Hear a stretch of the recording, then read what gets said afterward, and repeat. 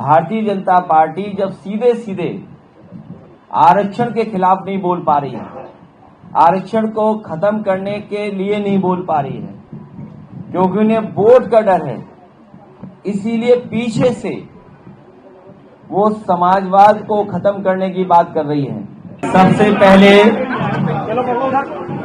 सबसे पहले मैं धन्यवाद देना चाहता हूं हमारी समाजवादी पार्टी के बहुत ही जिम्मेदार लोग, जिसमें हमारे साथ मंच पर हैं बलराम मौर्य जी, दामोदर मौर्य जी, आकाश साकी जी, पार्टी के हमारे विधायक रामावतार सैनी जी, संदीप सैनी जी, दीपक सैनी जी, सत्येंद्र मौर्य जी और कई प्रदेशों से आए हुए मौर्य, सैनी, कुशबा, साक समाज के या यूं कहें पीडीए परिवार के हमारे सभी समर्पित कार्यकर्ता जो आज ब्लड डोनेशन के कार्यक्रम में शामिल हो रहे हैं, मैं सभी लोगों का बहुत बहुत धन्यवाद और आभार प्रकट करना चाहता हूं। मुझे खुशी है इस बात की कि बलराम मौर्य, दामोदर मौर्य और आकाश साकी ने मिलकर के इस कार्यक्रम का आयोजन किया है। जब ये मुझे मिले, इन्होंने कहा कि हम एक प्रतिष्ठित संस्थान में एक ब्लड डोनेशन कैंप का आयोजन करेंगे, ब्लड डोनेट करेंगे। मुझे कुछ संकोच हुआ, लेकिन जब अच्छे काम के लिए कोई काम किया जाए तो मैंने कहा कि आप करिए, इसके लिए हम बधाई देते हैं और मौका मिलेगा तो हम आपके बीच में कार्यक्रम में शामिल होने भी आएंगे। आज जिन साथियों से मैं मिला हूं, मुझसे पूर्व आने से पहले भी बहुत से साथियों ने ब्लड डोनेट कर दिया था। ये बहुत नेक काम है, जरूरतमंद के काम आएगा, गरीब लोगों के काम आएगा और जो परेशानी तकलीफ में उस इमरजेंसी के समय पर जब ब्लड की जरूरत पड़ेगी तो हमें उम्मीद है कि इस ब्लड बैंक में डॉक्टर तुलिका चंद्रा जी और उनके सभी सहयोगी डॉक्टर उन गरीबों की मदद करने का काम करेंगे। हम अपने समाजवादी साथियों से कहेंगे कि इसी तरह के सामाजिक कार्यक्रम, इसी तरह के रचनात्मक कार्यक्रम, इसी तरह के पॉजिटिव कार्य आप करते रहेंगे तो न केवल हमारी पार्टी के कार्यकर्ताओं का मनोबल बढ़ेगा, बल्कि जनता का भी हमारे आपके प्रति भाव बदलेगा। हमें आपको सम्मान की दृष्टि से भी देखेंगे। हम एक बार फिर सभी साथियों का, जिन्होंने ब्लड डोनेशन कैंप में शामिल होकर के इस कार्यक्रम को सफल बनाया, मैं एक बार फिर बहुत बहुत मुबारकबाद, बधाई और धन्यवाद देना चाहता हूं। यहां आने का लाभ ये भी मिलता है कि हम लोगों को हॉस्पिटल देखने को मिल जाता है। ये केजीएमयू देश का नहीं बल्कि दुनिया की प्रतिष्ठित संस्थान है। यहाँ के निकले हुए डॉक्टर दुनिया में हैं और न जाने कितने लोगों की सेवा कर रहे हैं, न जाने कितने लोगों की जान बचा रहे हैं। इसी अस्पताल में जब बहुत दूर दराज में इलाज नहीं मिल पाता है तो सब इसी अस्पताल की तरफ भागते हैं। ये भरोसा इंस्टीट्यूशन के प्रति है, यहाँ के डॉक्टर्स के प्रति है।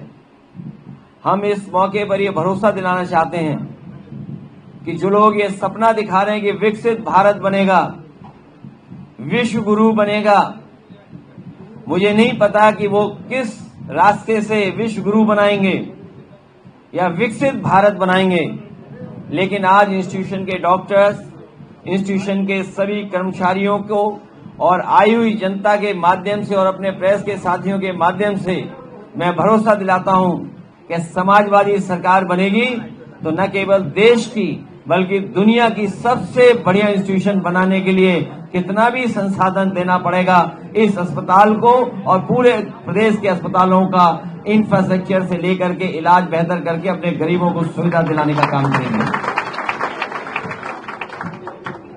मैं एक बार फिर सभी साथियों का और प्रेस के साथियों का बहुत बहुत धन्यवाद देता हूं। होने की सूचना है, चंदन के पेड़ केजीएम कैंपस से गायब होने की सूचना है। यहाँ पर इलाज होता है। ये इंस्टीट्यूशन बहुत ही प्रीमियम इंस्टीट्यूशन है। यहाँ से कोई चीज गायब नहीं होती है। यहाँ पर लोगों का इलाज होता है, दवाई मिलती है।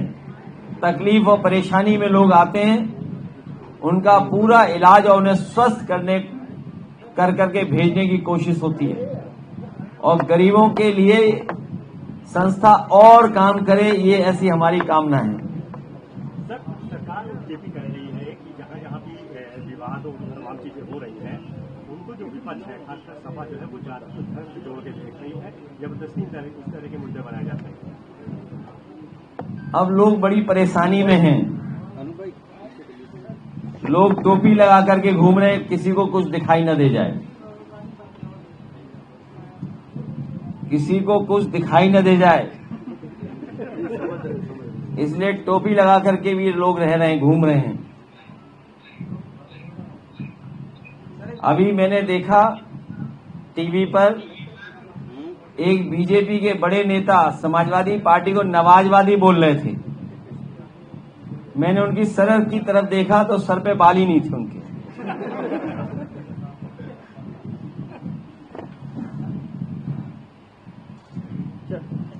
राष्ट्रीय परिक्रम सेना के एक राष्ट्रीय अध्यक्ष है विमल तिवारी, उन्होंने कहा कि अखिलेश यादव जी जो है जातिगत राजनीति कर रहे हैं, खासकर इटावा मामले में। समाजवादी पार्टी पीडीए के माध्यम से समाज में एकता लाना चाहती है। पीडीए के माध्यम से सभी दुखी, प्रताड़ित, परेशान, अपमानित जिन्हें होना पड़ता उन लोगों को एक साथ लाने का प्रयास कर रही है। सर, कल व्यापार सभा की बैठक के बाद तमाम नेताओं के जो बीजेपी नेता हैं उनकी प्रतिक्रियाएं आई हैं। अच्छा है कि वो व्यापार ठीक करें और कारोबार उद्योग में आपातकाल लगा हुआ है। अपने लोगों को सस्ते में बेच दे रहे हैं चीजें। आज ही अखबार में और कल के अखबार में मैंने पढ़ा कि एक बहुत बड़ी संस्था भी बिकने जा रही है। उत्तर प्रदेश से ही जन्मी वो संस्था, इंफ्रास्ट्रक्चर में बहुत बड़ा काम किया। अब सुनने में आ रहा है कि वो भी संस्था बिक रही है। कारोबार बढ़ेगा, उद्योग लगेंगे तो हमारे आपके लोगों के जीवन बदलेगा, नौकरी रोजगार मिलेगा, अर्थव्यवस्था बेहतर होगी। सर, जहाँ से घटनाएं हुई, चाहे प्रयागराज की बात करें या अन्य, वहाँ पे तमाम जो लोग जा रहे हैं, जैसे चंद्रशेखर रावत जा रहे थे, उनको भी रोका गया। उनका ये आरोप आया कि उनके जो कार्यकर्ता है उनको जबरन रोका गया और बीजेपी के लोगों ने ही वहाँ पे बवाल कराया और उल्टा उन्हीं के कार्यकर्ताओं के खिलाफ जो है कार्रवाई की जा रही है। बीजेपी हर काम को छिपा रही है, जनता उजागर कर रही है। हमें उम्मीद है कि प्रेस के लोग भी कोई बात छिपाएंगे नहीं। हर चीज को, हर नाकामी को भारतीय जनता पार्टी की वायरल करेंगे आप लोग भी। सर, बीजेपी आप लोग भी बिल्कुल मत डरना। सर, बीजेपी अगर ब्लड की कभी जरूरत पड़ेगी तो हम समाजवादी लोग आपको ब्लड चढ़वा देंगे। सर, बीजेपी के और नेताओं का अभी भी बयान आ रहा है, सेक्युलर और सोशलिज्म को हटाने के लिए कह रहे इमरजेंसी के दौरान आधा संविधान बदल दिया गया था। देखिए, मुझे नहीं पता कि भारतीय जनता पार्टी के लोग क्या कह रहे हैं, क्योंकि इस प्रतिष्ठित संस्था में हम लोग राजनीति नहीं कर सकते हैं, लेकिन संविधान और लोकतंत्र की बात कर सकते हैं। भारतीय जनता पार्टी जब सीधे सीधे आरक्षण के खिलाफ नहीं बोल पा रही है, आरक्षण को खत्म करने के लिए नहीं बोल पा रही है, क्योंकि उन्हें वोट का डर है, इसीलिए पीछे से वो समाजवाद को खत्म करने की बात कर रही है। समाजवाद हमें आर्थिक गैर बराबरी से लड़ने का मौका देता है। समाजवाद से ही सामाजिक न्याय के राज की स्थापना होगी।